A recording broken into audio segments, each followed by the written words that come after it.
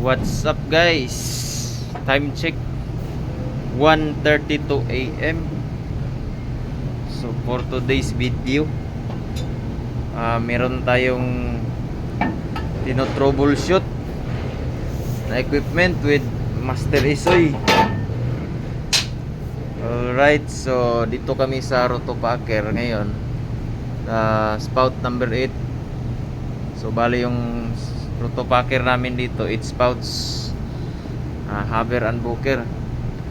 So may ginagawa kami ngayon na stack up yung rotolock.